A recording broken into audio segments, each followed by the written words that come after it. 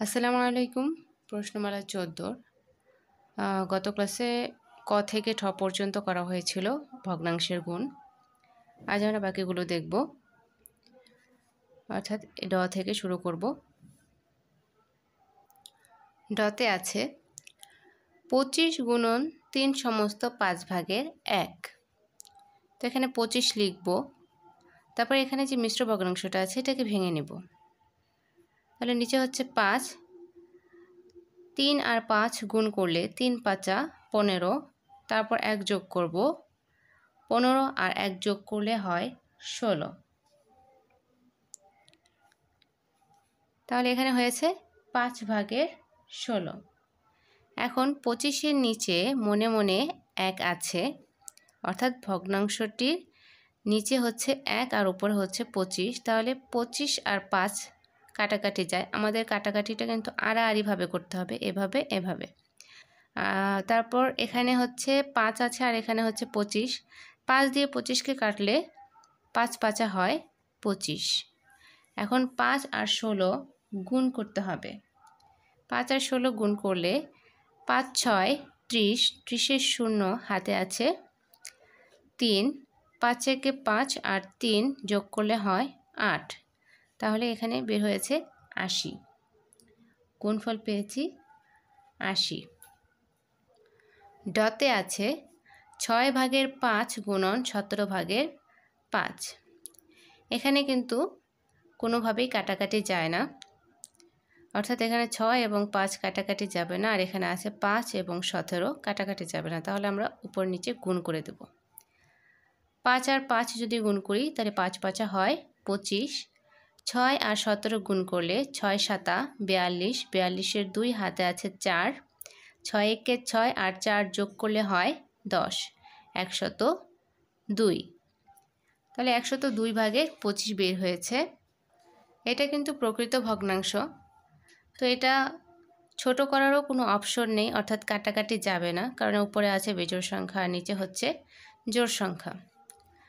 মূর্ধন্যতে আছে ২৮ ভাগের ৫ গুণন ১১৫ ভাগের ৭৭।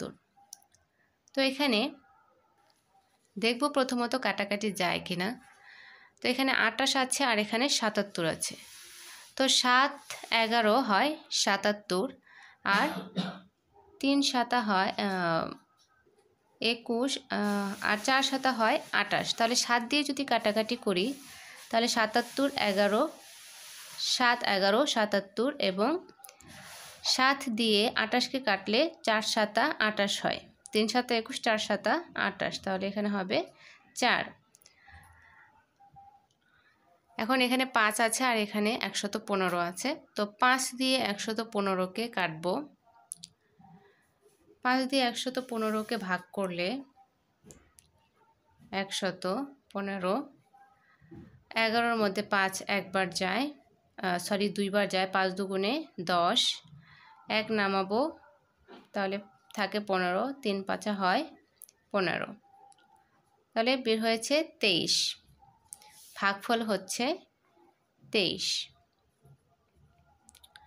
এখন যদি গুণ করি, নিচে গুণ করলে ৪ আর ২৩ যদি গুণ করা হয়, ৩ ৪ ১২, ১২-র ২ হাতে আছে ১, ৪ দুগুণে ৮ আর ১ যোগ করলে হয় ৯, আর উপরে আছে ১১,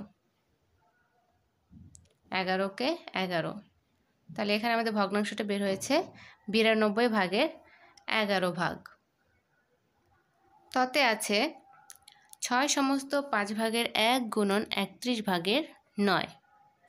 তো এখানে মিশ্র ভগ্নাংশটাকে ভেঙে নিব। ৫ ৬ ৩০ আর ১ যোগ করলে হয় ৩১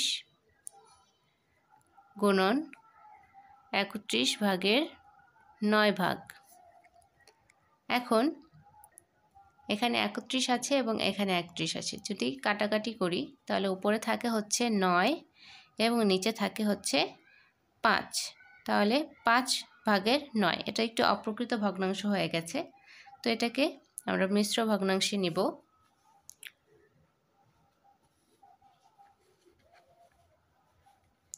এটাকে মিশ্র ভগ্নাংশে নিব। 5 9-এর মধ্যে একবার যাবে, তাহলে 9 থেকে 5 বাদ দিলে থাকে 4। তাহলে মিশ্র ভগ্নাংশটা হচ্ছে 5 ভাগের 1 সমস্ত 5 ভাগের 4, অর্থাৎ 1 সমস্ত 5 ভাগের 4। থতে আছে 8 সমস্ত 13 ভাগের 11 গুণন 3 সমস্ত 23 ভাগের 22। তাহলে 13 আর 8 গুণ করলে দেখব, গুণ করে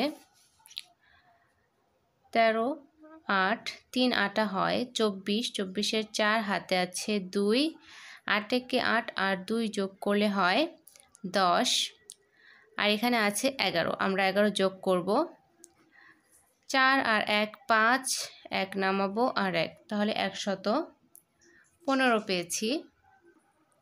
এখানে পেয়েছি হচ্ছে 115 গুণন 23, 23 আর 3 গুণ করব, 23-কে 3 দিয়ে গুণ করলে 3 3-কে 9, 3 দুগুণে হয় 6, আর এখানে 22 আছে, 22 যোগ করে দেব, 9 আর 2 যোগ করলে হয় 11, 11-র 1 হাতে আছে 1, 2 আর 1 3, 3 আর 6 যোগ করলে হয় 9।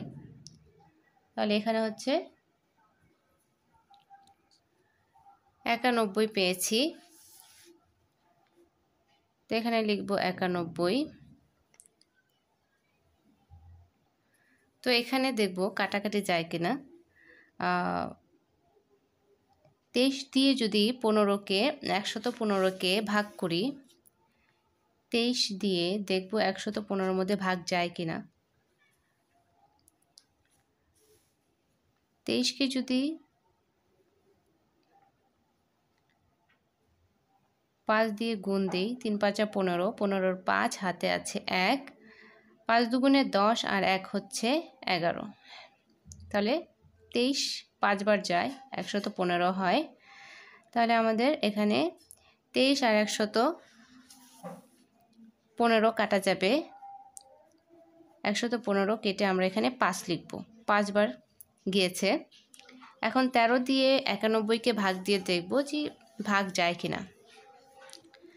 13 ভাগ হচ্ছে 91, 13-কে যদি গুণ করি 6 দিয়ে, 3 6 18, 3 7 21, 7 দিয়ে যদি দেই, 3 7 21, 21-এর 1 হাতে আছে 2, 7 থেকে 7 আর 2 যোগ করলে হয় 9। তাহলে 91 পেয়েছি 7 বার দিয়ে।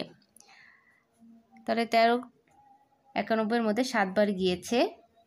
তাহলে নিচে 1 নিচে 1, উপরে যদি সংখ্যা দুটি গুণ করি 5 এবং 7, 5 7 হয় 35।